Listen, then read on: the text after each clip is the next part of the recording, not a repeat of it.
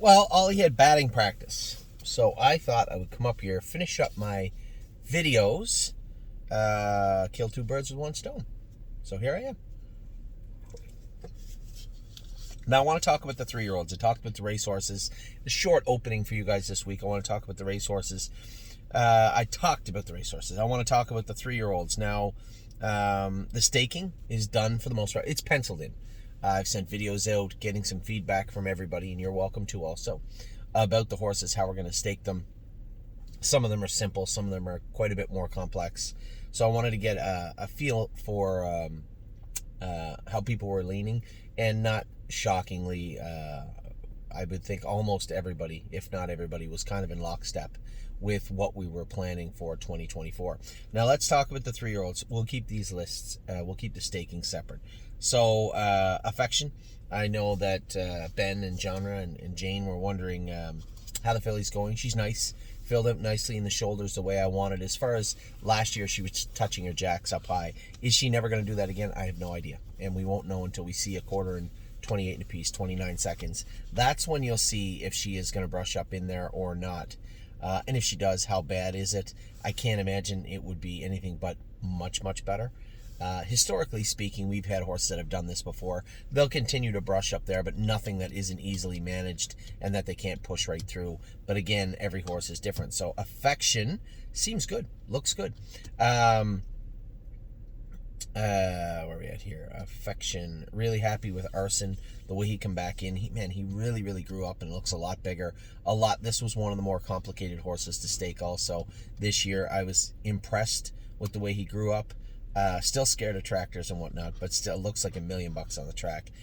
Blanton's Blue is good. He's training back good. Didn't really grow up more. He filled out like a little tank. He looks good, and I did put the hobbles back on him to train him the other day. I was hoping we'd get him back in. His gait would clean up nice. We train him down. He'd be fine.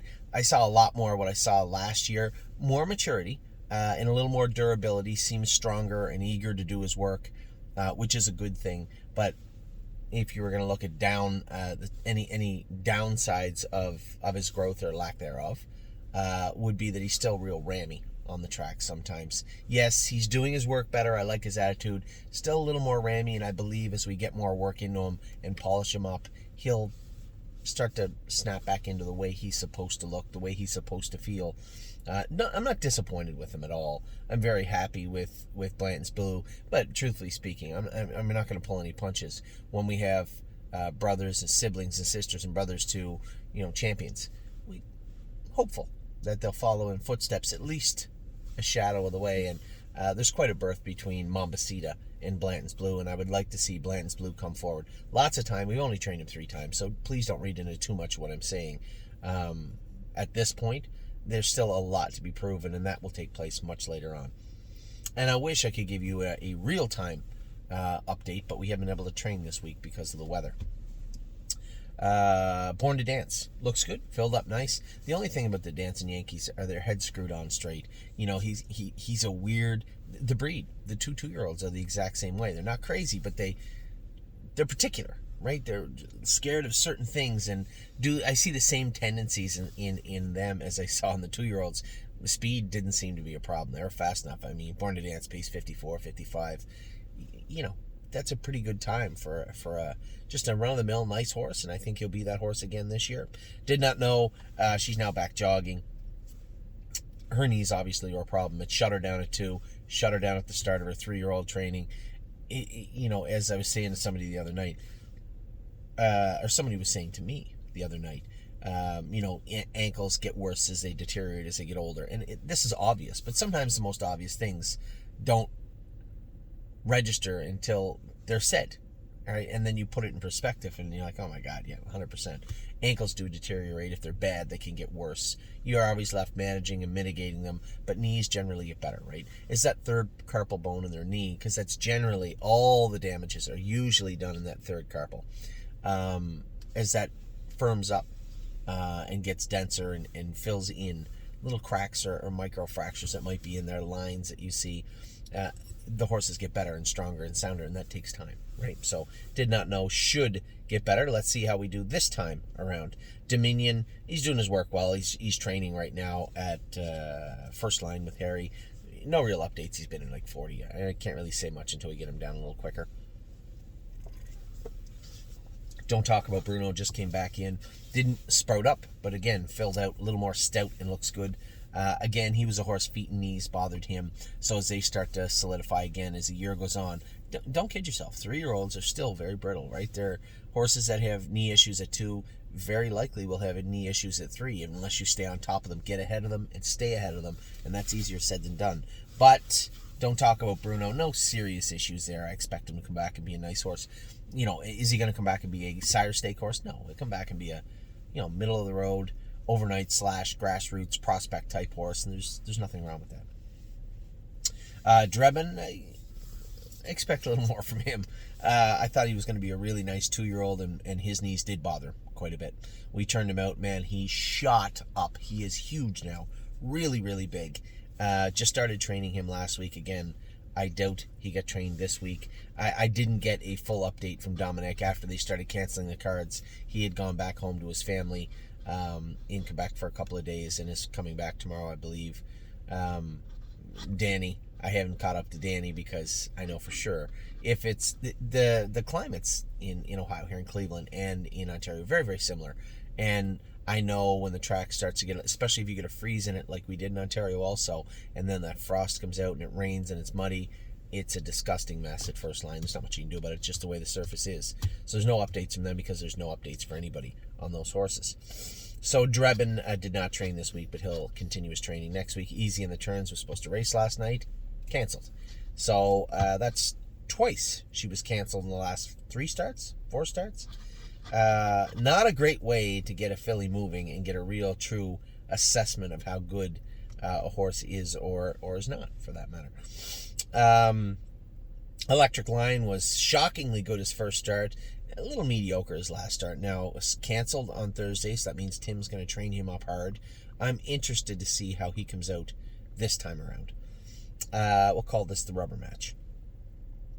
Flash Fly looks good. Same skin issues as last year. If you've been around a very fair-skinned horse, and then she grew this long goat hair when we brought her back in, and Amy's done a great job keeping her comfortable and keeping her in her armpits and on her chest, under her belly, gets really matted and gets really sore sometimes. So Amy is well aware of that and is way on top of her. She was very, very good today, jogging in the mud and looked good. I saw her on the track the last 2 days. She looked good. George of the Jungle, just beginning to train back. Again, this is a horse that does have knee issues, so we are trying to stay in front of this guy. He appears to have lots of talent. A big, beautiful horse. He's got the right idea on the track. He is gigantic now also. So that plays a role, right? When you have a good medium-sized colt and his knees bother him at 2 and then you bring him back at 3 and this thing's gigantic, obviously a lot of growth going on in the baby. And just try to stay ahead of those issues for this year, and I believe we are. Dominic is with George of the Jungle. Great Bet, he says, is gigantic now also. Sourced had a really good, took a 2-year-old mark of 54, 55, but had some really good races also. So quietly, expectations are pretty high for, I guess now that I said it or not, for Great Bet.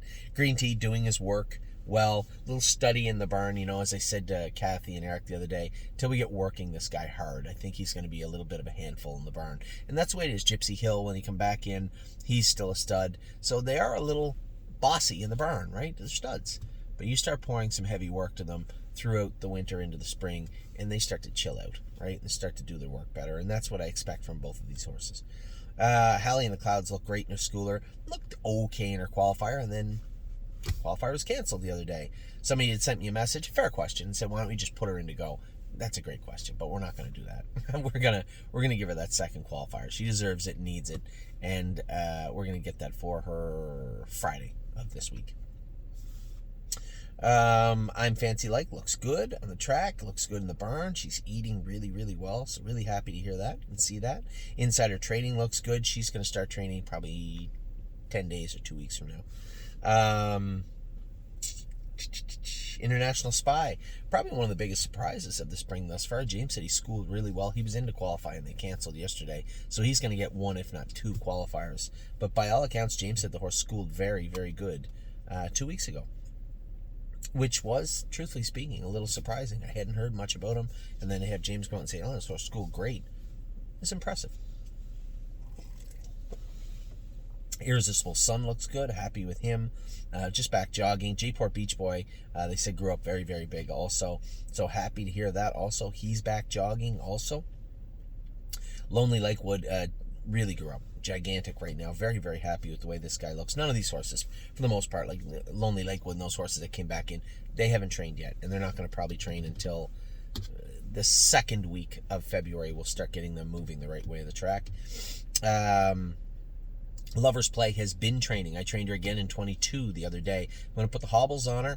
In the straightaways where she'd injured that leg, I think the mobility to get it out of the way quick enough, she's struggling, not struggling, but I could see a struggle starting there where she would touch herself and get out of gear, and then you could see her move around in the race bike. I'm just going to put the hobbles on her, put a gate and pole on the inside of that. If we train her in the bike, I might train her in 15, 10, maybe 3 or 4 times, and then keep going with her. But very happy with the way this filly is progressing. I'm shocked. Really, really impressed. The work that both Dr. Brown and Dr. Latessa did on this filly, nothing short of incredible. And whatever she becomes in her life is directly the result of the work that those two veterinarians put into this filly. I'm cheering for her. I guarantee you they're cheering for her. But just an amazing story, and continues to look good on the track. McPaisley is back in now, I believe. She had a little bit extra time because she got injured towards the end of the year. Nothing serious, and I believe they say she looks good. Mel Gibbswan, those horses will start to come back at the end of the month now. Next week sometime. We have the stalls now in the barn. We still have some horses. We still have some horses we're going to move out over the next week or two. Horses that just aren't going to cut it, right? I'll talk about 1 or 2 of those in this list. Mel Gibbswan, Mounts for All, and the 2 Illinois fillies, or the 2 Illinois trotters, are going to come home over the next week or so. Jim's done a great job with them by all accounts and says they look great. So very encouraging news there. Memory and Imagination looks great. I love this little horse. He looks very nice on the track. He won't start training until the second week of February, maybe even the third. The second week. There's no rush with him. As of right now, and we'll talk about this in the staking guide, but as of right now, it looks like Memory and Imagination may possibly be geared to making his first start in the Battle of Bunker Hill like Spitfire did last year. Pennsylvania is accommodating to that stake where New Jersey isn't. 2 days later, I think, or 4 days later, is the New Jersey Sire Stakes, so they can pickpocket. Those horses can't go, but Memory and Imagination can, and that may be the first stake we're looking to with this guy. For 2024. Militant looks great in the stall. They say he looks good, and he's begun training. He looks very good in the stall in Ontario. So let's see how he looks on the track. This is a horse that did win by 11 lengths in 57. He's not a pig.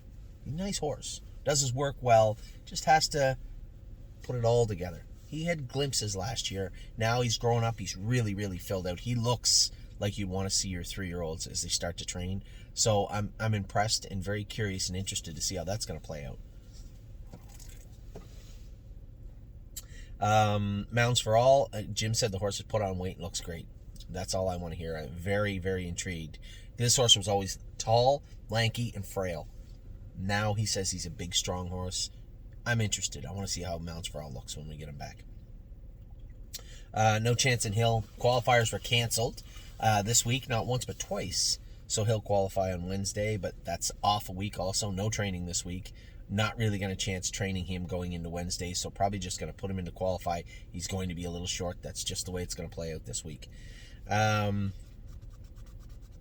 Snap You, she'll be the other one also in a little bit short, but she'll be in to qualify. Both of them are getting the pants this week. Hobbles on both of them to qualify this Wednesday. I'm not at the Meadows this Wednesday, so I'll be going with both of them unless they get in together.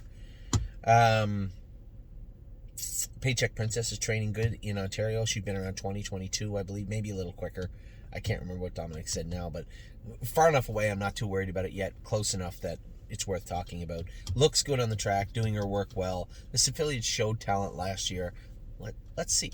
Let's see how good she is this year. Pickpocket just looks amazing. Probably the New Jersey Sires will likely be his first start, I believe, this year. That'll be in May. So as they say, he's ready to start training. Not really that ready. Not really that concerned about it. We want to have him ready for mid-April, likely 1st of April. That's when we'd like to have Pickpocket ready. Prince Charmer is ready to start training in another 2 weeks. He come back in and looks very, very good in the barn. Pull the shoes. I trained her like 3 times. I trained her last time. She looked great. She's another one. I'm going to put the hobbles on her. I think you're going to see her just explode forward. She was very good training the other day. I could feel right in the middle of the straightaway. She crept over on that right shaft a little bit. Could feel her get out of gear a little bit. I think just with the hobbles on, I think she'll be way, way better. I can't wait to see this filly this year. She looks very good on the track. Punch the Clock is going to be bred to Walner starting first part of February, middle of February, I guess. Something tells me the date that Southwind sent out was February 11th. Now, Walner stands at Southwind Farms. We sent her directly to Southwind Farms, so hopefully she can get in foal quickly while she's there. She'll, I would imagine, be in the first wave of breeding. I suspect that'll be somewhere in and around the 11th of February. Purple People Eater looks good. She's trained 2 or 3 times now. I'm not too worried about Purple till we get some speed into her. She's got that rickety kind of gait, so not a really appealing gait going 1:45 miles, but you get her in 25. Totally different gait. That's how she was last year also. Ready for Landing, a lot surrounded, probably the most complex horse to stake. Because if I stake him on how good he looks, and he's not, you look like you're insane. If you understake him and he is as good as I believe he is, then you've now understaked a talented 3-year-old.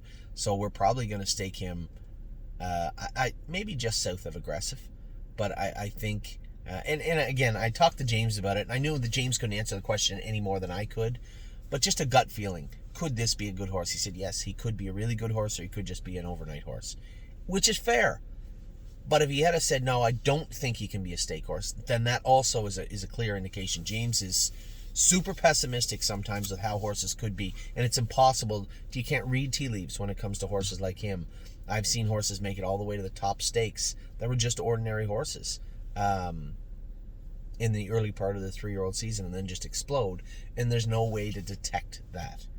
When I look at him, work ethic, check. Breeding, check.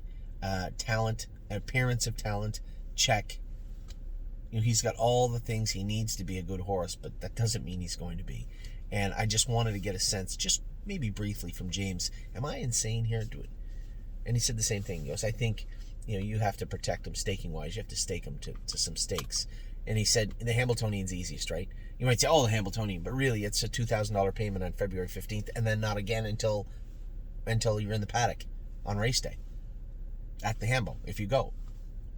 The Breeders' Crown is much more. It's like 9, 10, 11. It's 3 payments in a row, right? So you're looking at, if he's good, what does his year look like? Okay, we'll try and stay on that path. If we deviate and he's, maybe just kind of an okay horse, what does that trajectory look like? And then you're going to have to forego some of the top. Now the Hambo is the top, but again, I said the payment's easy. Some of those top, like the Bluegrass, goes super fast, doesn't go for a ton of money. Everyone says, oh, it's 200.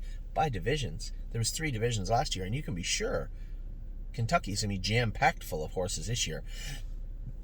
There might be 4 divisions this year. So is it really a necessity to pay all that money to get in the Bluegrass? No, I don't think so. Especially to send a horse that isn't a Kentucky eligible down there for Grand Circuit. Why don't you just wait?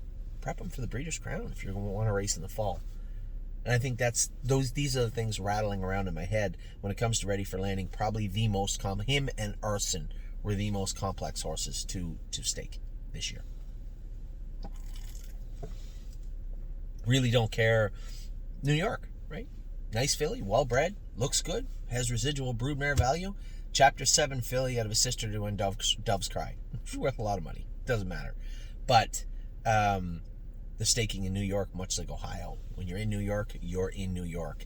Unless you're just using them for tighteners in Grand Circuit races. And after getting a decent look at her last year, seeing her and how she's grown this year, do we really want to stake her to everything? No. Much like Five Fish Species. Just keep her eligible to stuff. Hope that she turns into a nice horse, turns into a well-bred trotting filly, and go from there. And I think that's the path we're going to stay on with her. Seasons of Love. Nice filly. She's training back good. I know Dominic is protecting her. Been in 2.7, 2.8, and then he said, I'd like to go in 2.5 this week. The question I have, which I didn't ask, because obviously there's a reason he's doing this, why isn't she just in to qualify? And I know Dominic just wants a little more time with her. He knows I like her, and I think he likes her himself, but she can get a little pacey. And I think, as I said to him, I tried to portray it to him. I said, Dom, I found last year it was her shoeing. When you had her shod on a Tuesday, she was great on a Saturday. Not great on a Wednesday or a Thursday, great on the Saturday, and good for the next 2 weeks. As her toes start to get long, in that 3.5, 4-week period, that's when you'll find her the most pacey. And that's kind of how she was this year also. So I think he's just trying to get her lined up so he can get her shod, get her qualified, and get her going. There is no rush. I mean, there's still lots of stakes. City of London would be the first thing for her, and it's eons away. I'm not that worried about it. But it would be nice to get her racing. And she is. She's on the cusp, on the doorstep of racing right now. Sedona Hill looks good, filled out nicely. She's not a giant. She's going to be a small filly forever, but looks good and filled out really, really nice. Excited for her. Sunset Acres girl. Again, it's looking like June. I know a lot of rumblings out of Michigan. They aren't going to be able to get that track in Plymouth built. I believe they voted against it last night is what I was told. I was also told they're going to race all the stake races on the fairs. It's upsetting they don't have a flagship track in Michigan, but this isn't an easy process. I've seen this happen with Three Rivers in Quebec. They hemmed and hawed. They're going to do this, they're going to do that, and then all of a sudden they built everything around Three Rivers. And it's a little different. They don't have fairs. I don't think a couple of tiny fairs in Quebec, but certainly not like they have in Michigan or Ohio or things like that. It's just going to take time, and there will be a track come to Michigan. I'm sure of that. You're not going to have so many people support this industry, both agriculture and horse racing itself, and not have something built in Michigan. I just don't know where you can have it. And it's very disappointing that it failed in Plymouth. I don't know if that means it's dead, that will never happen now, or it needs to be ratified or voted on again at a certain time. I don't know. And I'm sure somebody from Michigan will inform me. Tom usually always does is on top of that, and our clients in Michigan. But I would rebut their pessimism with this. Michigan has always had a very strong representation in horse racing, and I suspect that will continue in the future. If it isn't now, then it will be some point down the road, I believe. I'm hopeful it will. We had a lot of fun there last year, so I hope for us, and I hope for the state itself, they get things squared away in the near future, or at least in the future. Sweeney looks good, training back now, jogging back. He's a quirky bugger, but he looks good on the track. Time is on my side, looked great again. Missed Thursday racing. What is that going to do for him? He was on the same trajectory as Ready for Landing. I don't know how good he is, but he looked good in his first start. Let's get 2 more starts into him and turn him out for 3 weeks. Well, now the 2 starts is kind of negated because the next start, he's not going to be super tight. So what do you expect? I have no idea. The next start, now you're getting closer to the stake season. All of a sudden, 3 weeks off might actually turn into 2.5 or 2 weeks in the field and then back in action. It's just this week really disrupted a lot going on in the barn. A lot more than you think going on in the barn. Vaquero Blue Chip is training down good. I'll be frank with everybody. Harry likes Victory Blue Chip more than Vaquero, but Vaquero never looked special until you put the hobbles on him and put him right up on the gate, and then you could see he was a fighter, whereas Victory Blue Chip was the opposite, and that's why I kind of never really stuck up for him throughout the summer, because when push came to shove, he run. He looked for a way out. Now he's a big, growthy, well-bred colt. Is that breeding going to show up in 2024? Quite possibly could. Certainly not saying it won't. And we'll see. We'll see if it will or it will not. But both colts are training now well. Victory a little bit ahead of Vaquero, I believe, in Ontario.